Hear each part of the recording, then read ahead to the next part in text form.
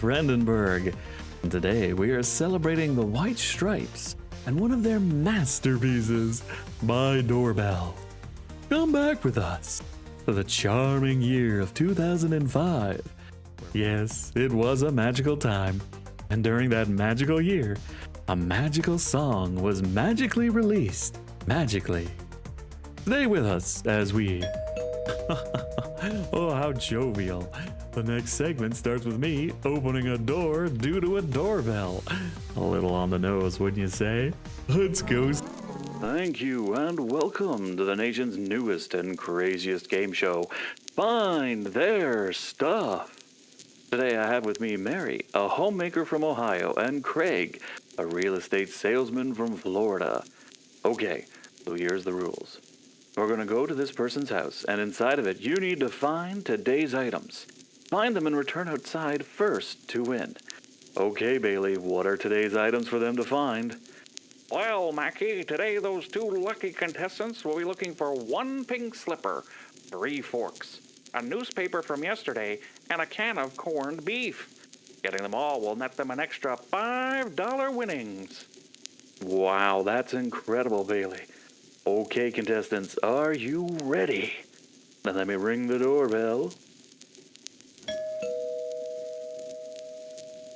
Yes, what is? And go find their stuff. Hey, what are you doing in my house? You can't... Why are they throwing everything? Who are you? Where is this segment on My Doorbell? Hey, get out of there, that's private. And it looks like Mary is making a beeline for the kitchen, tearing things off the wall as she goes. Greg, meanwhile, is digging through the living room. It's interesting to think about. What is My Doorbell about anyway? I've been researching this topic for decades and foregoing social and romantic pursuits for the answer.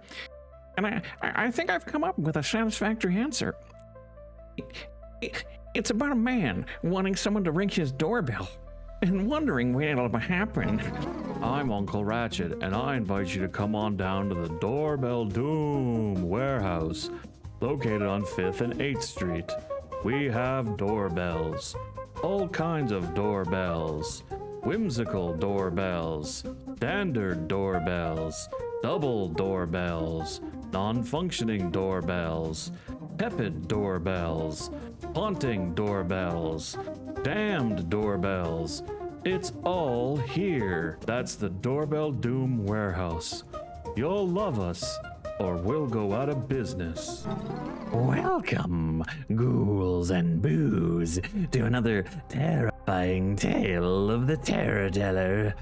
You know, they say it's ghoul nature to answer the door when someone is there, but sometimes it can be a grave mistake. Let's tune into a scarable parable now entitled My Doorbell.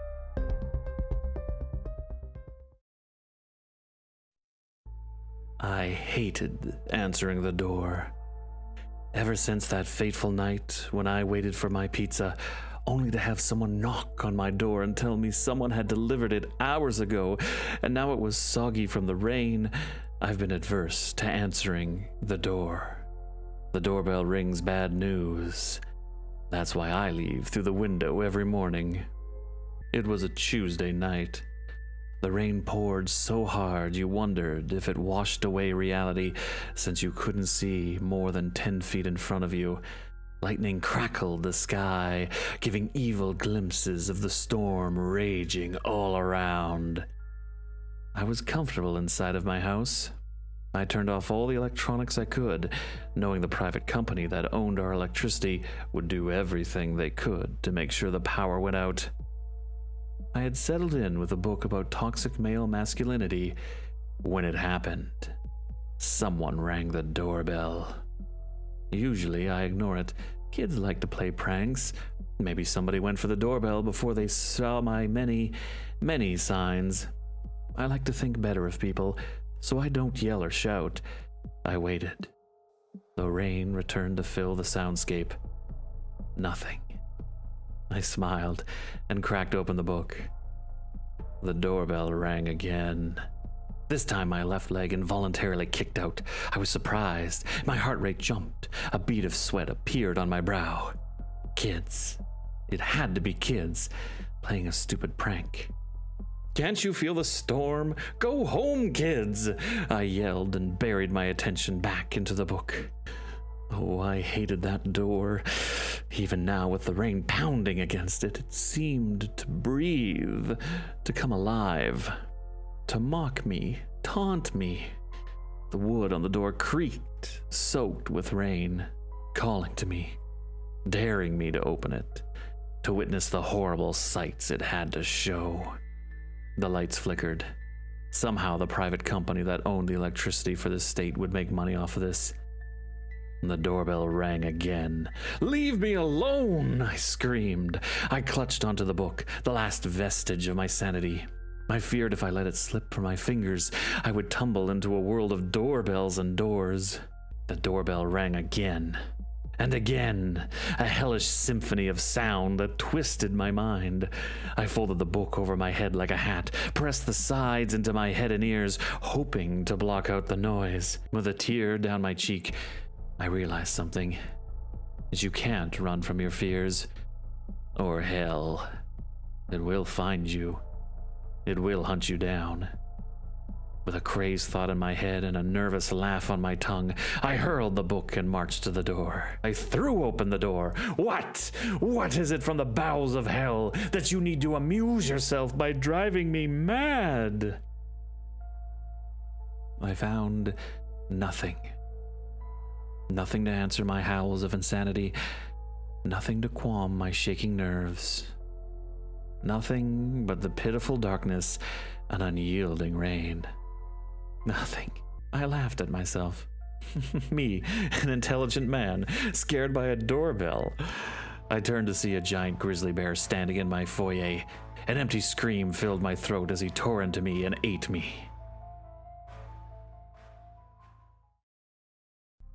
What a celebration of terror that was. No one saw that ending coming, especially our poor hero. And yes, the power company did profit off the storm. They left hundreds to rot, killed a few with neglect, and then got government money to upgrade the equipment, which they then used on stock buybacks. Actually, now that I think about it, maybe we should have focused on them and their evil instead of a guy that got randomly eaten by a bear. Oh well. Now, if your stomach can handle it, if your brain can survive it, and if your heart can withstand it, won't you answer the doorbell the next time I come calling with another terrifying tale from the Terrorteller? Okay, gang, this is the bonus round. At the next house, you have 2 minutes to find today's items and get out. The more you get, the more bonus points you get. Bailey, what are they looking for? Well, Mackie, in this bonus round, all you have to do is take as much money, jewels, and other expensive things as they can. It's really that simple. Thanks, Bailey. All right, contestants, are we ready? Let me ring the doorbell. Run! Run! No, I'm sorry, but I find the whole thing preposterous. You cannot just stride over to a country's enemies and talk things through like neighbors. You can just walk over to the Soviet Union and ring their doorbell. Oh, hello there, Mr. in charge of the Soviet Union. It's me, America. Can I come in? I was just wondering if we could talk over things and the little fight we had, like neighbors. Here, I brought some cookies. Oh, what's that? You like the dress I'm wearing? This little old thing? No, it's nothing, and...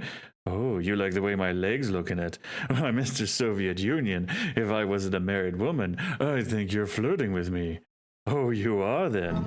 The Alabama Gregorian Monk Society has released their newest album, Ding Dong. 57 tracks of doorbell noises beautifully crafted by the Alabama Gregorian Monk Society. Includes Ding Dong, Ding Dong, the rodeo song, Ding Dong, and so much more. Available on 3 CDs or 1 flash drive, Ding Dong is not sold in stores, so send us money today. That's Ding Dong by the Alabama Gregorian Monk Society. A surefire thank you for tuning in. And remember, when are you gonna ring my doorbell? I'm Martin Friendenberg. Good night.